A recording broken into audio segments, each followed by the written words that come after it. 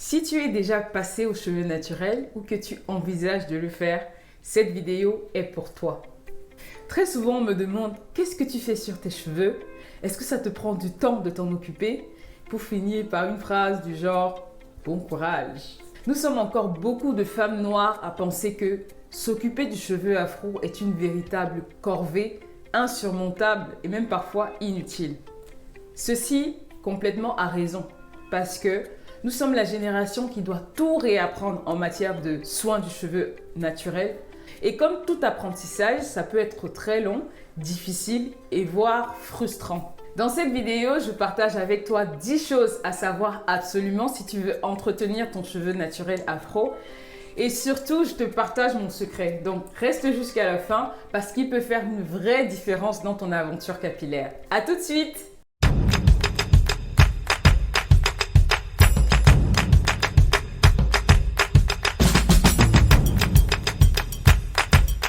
Salut à tous, bienvenue sur cette chaîne Nyango Afro où on parle du quotidien de femmes, des femmes noires, des femmes africaines dans le but de s'informer, s'inspirer, s'élever et surtout tordre le cou au tabou. On passe tout de suite au vif du sujet. La première chose à savoir si tu veux entretenir tes cheveux afro, c'est que passer au naturel et porter ses cheveux au quotidien est un véritable voyage à plusieurs escales. Le voyage, ce n'est pas seulement la destination.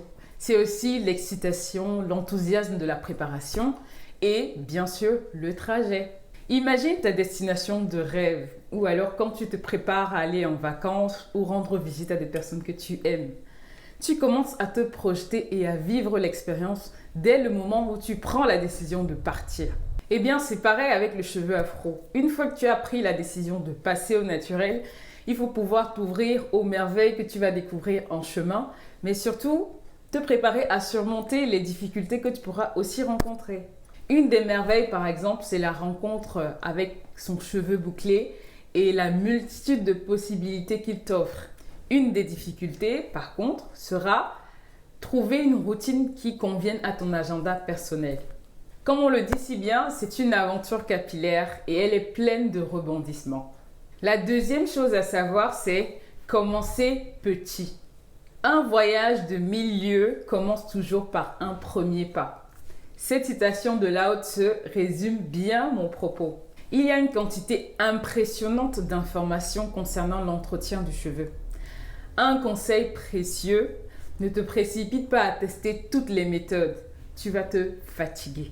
En matière de cheveux afro aussi, il y a des modes et des tendances. Donc à toi d'identifier ce qui peut être immuable et intemporel et de te focaliser dessus. Et pour ça, il faut prendre son temps, y aller pas à pas. Choisis donc une seule méthode, focalise-toi dessus jusqu'à obtenir des résultats palpables qui te permettent de passer à la méthode suivante. Ce qu'il faut retenir, c'est que le cheveu afro a besoin de deux choses principalement, du gras et beaucoup d'hydratation. Troisième chose à savoir, l'entretien du cheveu afro n'est pas une science. Encore moins une science exacte. Donc, ce qui a marché pour moi ne marchera pas forcément pour toi. D'où l'importance de tester de façon stratégique sur une durée raisonnable pour savoir clairement ce qui fonctionne pour toi ou pas.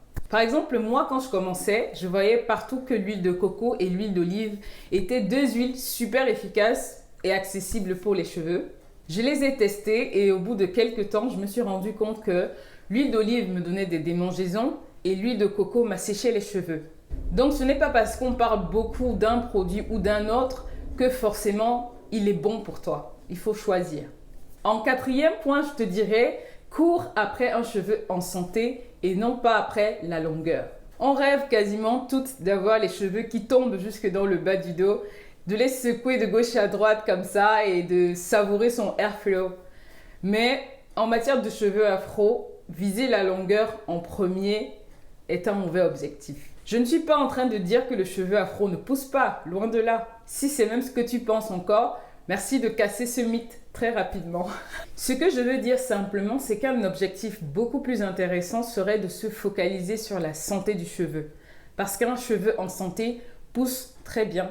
En 5, lorsqu'on débute, il faut faire un choix entre les bons produits du commerce et les produits faits maison. Oui, je le répète, c'est soit l'un, soit l'autre, parce que ce ne sont pas les mêmes implications en temps, en argent et en connaissances. Les soins faits maison ou DIY peuvent être moins coûteux, mais nécessitent de bonnes connaissances dans les dosages, les propriétés et même la manipulation des produits qu'on va utiliser. Et bien sûr, le temps de préparation vient se rajouter au temps de soins qu'on apporte aux cheveux. Les produits du commerce, quant à eux, nécessitent un bon budget parce qu'il faut choisir des produits clean qui ne vont pas vous abîmer les cheveux et ça coûte un certain prix. Les produits clean sont des produits qui ne contiennent ni huile minérale, ni sulfate, ni parabènes parce que ce sont des ingrédients qui sont très nocifs pour nos cheveux. Il faut donc apprendre à décoder la liste des ingrédients qu'on trouve derrière les produits pour pouvoir savoir exactement ce qu'on achète. L'avantage des produits prêts à l'emploi est que ça vous fait gagner du temps et surtout ça vous épargne des résidus dans les cheveux ou des odeurs à la suite d'un DIY raté. Donc je te laisse faire ta petite équation et choisir la solution qui te convient pour un début.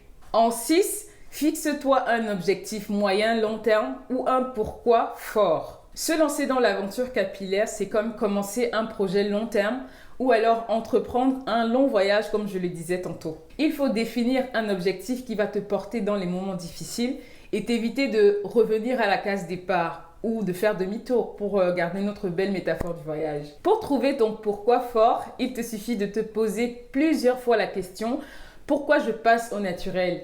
et en allant à chaque fois un peu plus en profondeur dans les réponses.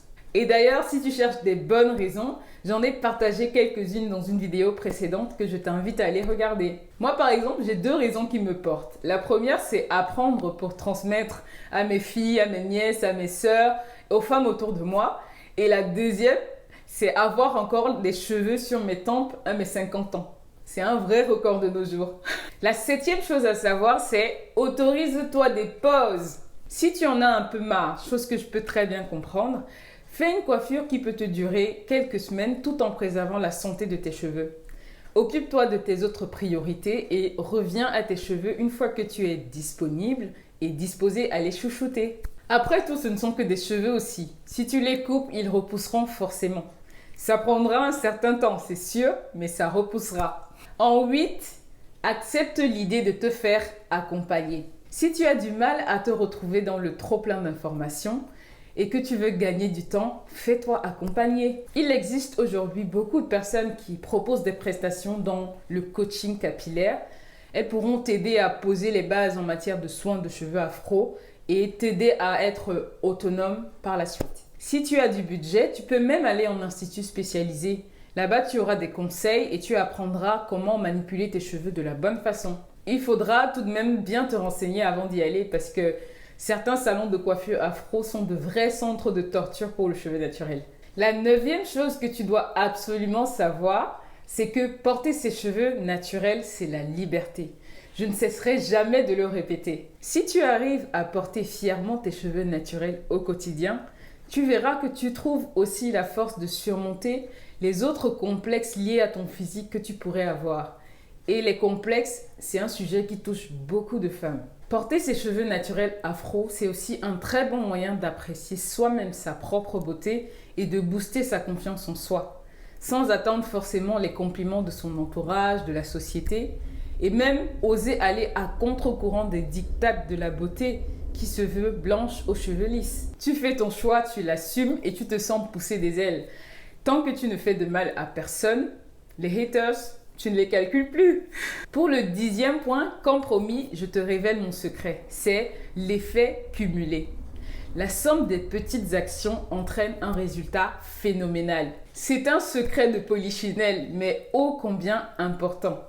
Pas seulement pour les cheveux d'ailleurs, mais aussi dans tous les domaines de la vie. Souvent, quand les personnes que je rencontre me posent des questions autour des cheveux, elles oublient facilement que ça fait 7 ans que je suis au naturel. 7 ans à écumer YouTube à la recherche d'infos, à tester des méthodes qui ont tantôt marché, tantôt été des flops complets. Faire le minimum requis de manière régulière et sur la durée est pour moi le secret pour porter ses cheveux afro naturels. À chacune maintenant de définir son minimum, sans pour autant compromettre la santé de ses cheveux. C'est la fin de cette vidéo, je te remercie pour ton attention. J'espère que tu as appris des choses. Si c'est le cas, comme d'habitude, n'hésite pas à liker et à partager à ceux que ça peut intéresser. Pour conclure cette série sur le cheveu afro, je vous prépare une belle surprise. Donc, abonne-toi à la chaîne et surtout, active la cloche des notifications pour être sûr de ne rien manquer. Et moi, je te dis à bientôt!